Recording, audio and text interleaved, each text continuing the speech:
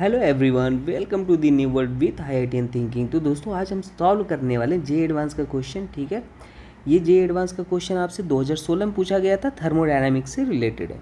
देखिए हमारा main target क्या है, हम क्वेश्चन के थ्रू आपको कॉन्सेप्ट सिखाते हैं और चैप्टर रिवाइज कराते हैं ना। जैसे हमने एक क्वेश्चन सॉल्व किया जे एडवांस का है ना, आप देखना इससे बहुत कुछ सीखने को मिलेगा। और एक्चुअल में जो आपका मेन कॉन्सेप्ट सच में डीप में क्लैरिफाई होता है ना, वो जे एडवांस और जे मेंस के क्वेश्चन से ही होता है।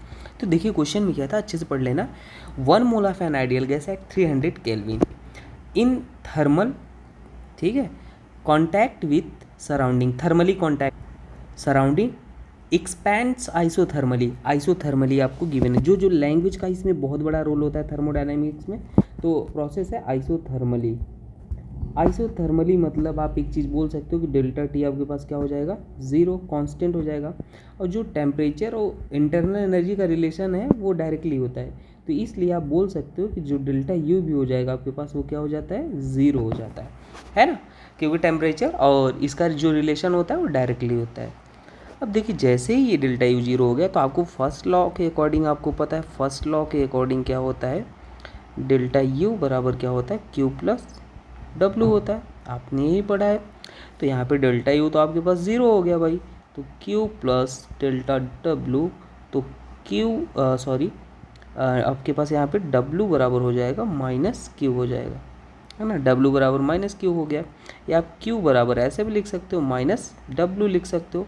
अब देखो माइनस डब्लू लिख सकते हो, तो जब आपको प्रेशर कांस्टेंट होता है तो उस केस में आप क्या लिखते हो भाई, डब्लू बराबर जो फॉर्मूला होता है प्रेशर कांस्टेंट जब अगर गिवन हो, प्रेशर अगर कांस्टेंट होता है ना, तो आपके पास जो डब्लू का फॉर्मूला होता है वो होता है minus P external into delta we होता है।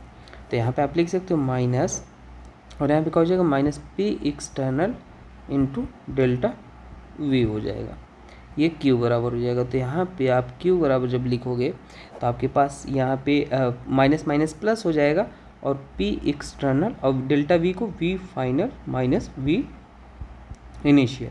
तो यहाँ पे आपको पी एक्सटर्नल देखो गिवन था, एक कांस्टेंट एक्सटर्नल प्रेशर 3 गिवन था, है ना। तो यहाँ पे हमने वैल्यू पुट कर लिया, क्यू बराबर कितना आ जाएगा 3, और वी फाइनल आपको गिवन था, देखो यहाँ पे वॉल्यूम 1 लीटर टू 2 लीटर, तो आपके पास वी फाइनल 2 था, वी इनिशियल 1 था, तो आपके पास ये कितना हो जाएगा, ये 3 आ गया। तो क्यू आपके पास जो आ गया वो कितना था, क्यू आपके पास 3 आ गया। अब 3 ये जो आया भाई, ये लीटर एटीएम आया, लीटर एटीएम आया। और आपको बता दूं, जो 1 लीटर एटीएम होता है, मैंने बोला 1 लीटर एटीएम होता है, वो किसके बराबर होता है, 101.3 जूल के बराबर होता है। तो वही एक टॉफ़ी का मूल्य 2 रुपये है, तो 2 टॉफ़ी का मूल्य कितना हो जाएगा, मल्टीप्लाई कर दोगे तो वही है 1 लीटर एटीएम बराबर 101.3 जूल। तो 3 लीटर एटीएम बराबर कितना हो जाएगा, जूल में कन्वर्ट कर लो, क्योंकि आंसर जूल में पूछा था। 3 इंटू 101.3, इतना ये जूल में हो जाएगा। ये जूल में हो गया तो आपके पास कितना आ जाएगा, इसको ऐसे ही रहने दो, ठीक है, इतना ही हम इसको लिख लेते हैं। अब देखो पूछा था आपसे सिस्टम, क्या पूछा था, the change in entropy of surrounding के एंट्रोपी आपसे चेंज पूछा था। चलिए भाई आगे देख लेते हैं।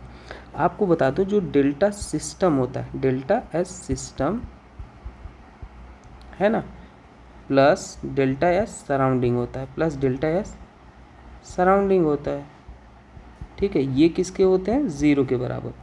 तो एक काम कर लेते हैं, ये इक्वेशन 1 हो गया अपने पास। एक काम कर लेते हैं, जो डेल्टा एस सिस्टम है हम उसको निकाल लेते हैं, है ना। सिस्टम, अपन को तो सिस्टम के बारे में तो पता ही है। तो ये क्या होता है, क्यू सिस्टम, फॉर्मूला आपने पढ़ा होगा, entropic Q system upon T होता है ना, कभी मल्टी पॉइंट बॉइलिंग पॉइंट होता है तो TMP TBP लिखा होता है। अब इसको अगर आप सॉल्व करो, क्यू आपने निकाल लिया, ऊपर देखो यहाँ पे ये निकाल लिया है ना, तो अपन ने क्यू यहाँ पे रख दिया 3 इंटू 101.3, और टेम्परेचर आपको कितना है, 300 केल्विन। ध्यान से देखो यहाँ पे 300 केल्विन कहाँ पे गया है, ये लिखा था स्टार्टिंग में, है ना। तो यहाँ पे 300 केल्विन आ गया, सॉल्व कर लिया भाई, तो अपने पास आ गया 1.013 जूल केल्विन इनवर्स, ये कितना आ गया, डेल्टा सिस्टम आ गया। अब अगर आपको पूछा था सराउंडिंग पूछा था, है ना, तो देखो फ्रॉम इक्वेशन 1 ऐसे, फ्रॉम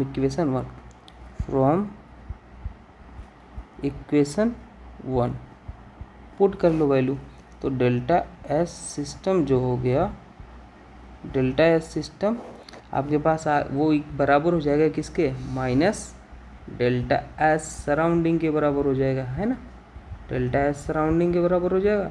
तो आपके पास ये वैल्यू लिख सकते हो, डेल्टा एस सराउंडिंग बराबर आपके पास जो वैल्यू निकल के आ गया, डेल्टा एस सिस्टम तो आपने निकाल लिया और इसको नेगेटिव इधर कर दो, कोई दिक्कत नहीं, तो -10 इतना जूल केल्विन इनवर्स, तो यही आंसर हो जाएगा। ठीक है, तो ये रहा क्वेश्चन। आई होप आपको समझ में आया होगा।